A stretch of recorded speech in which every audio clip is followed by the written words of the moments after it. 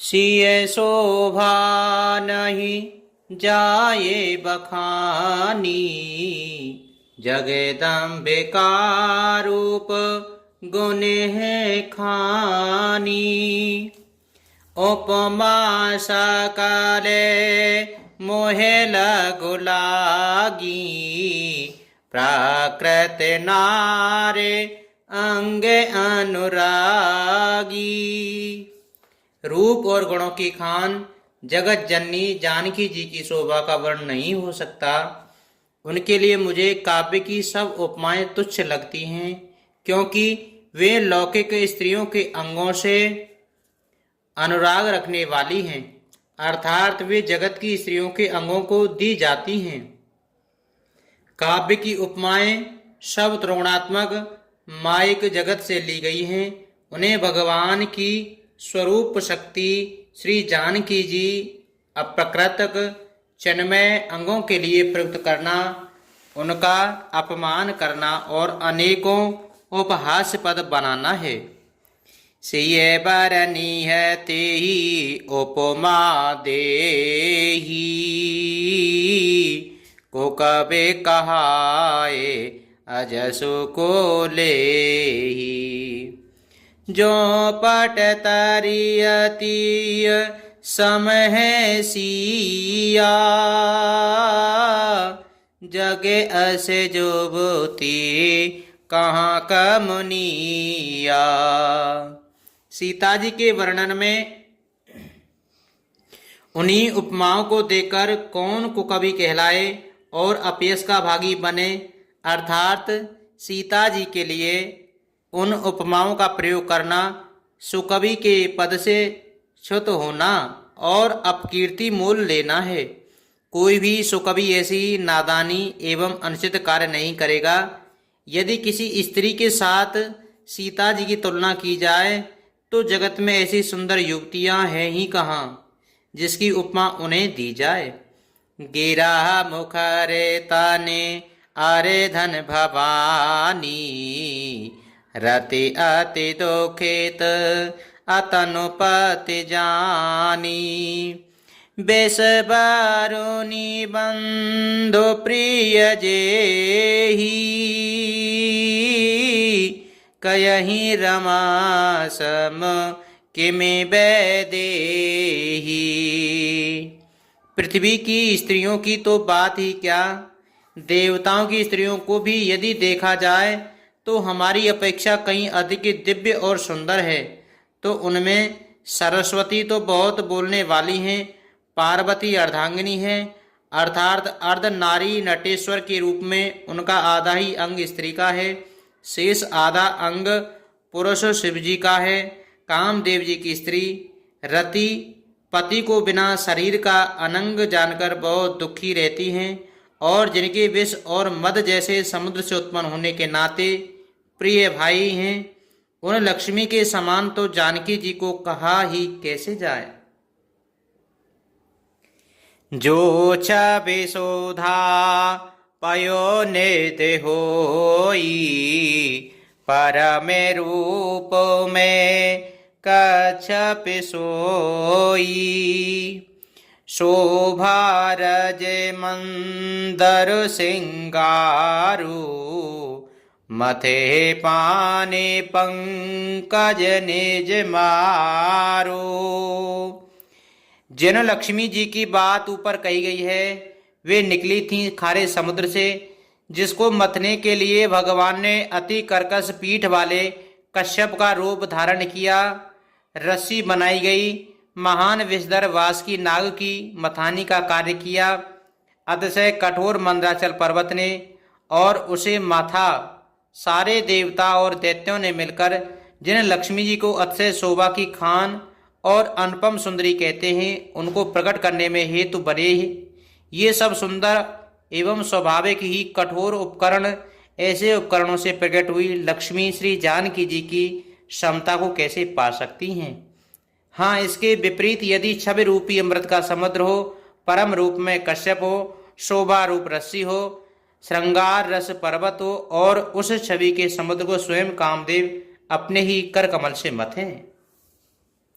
एहि विधि उपजे लक्ष्य जब सुंदरता सुख मूल। तदपि सकोच समेत कवि कय सिय समतुल। सियापति रामचंद्र जी की जय, पवन सुत हनुमान जी की जय। इस प्रकार का संयोग होने से जब सुंदरता और सुख की मूल लक्ष्मी उत्पन्न हो तो भी कवि लोग उसे बहुत संकोच के साथ सीता जी के समान कहेंगे। जिस सुंदरता के समुद्र को कामदेव मथेगा वह सुंदरता भी प्राकृतिक लौकिक सुंदरता ही होगी, क्योंकि कामदेव स्वयं भी त्रिगुणमयी प्रकृति का ही विकार है।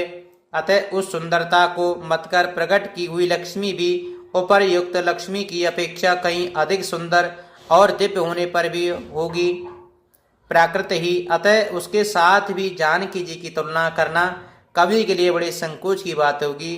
जिस सुंदरता से जानकी जी की दिव्यता दिव्य परम दिव्य विग्रह बना है वह सुंदरता उपर्युक्त सुंदरता से भिन्न अप्राकृत वस्तुतः लक्ष्मी जी का अप्राकृत रूप भी यही है।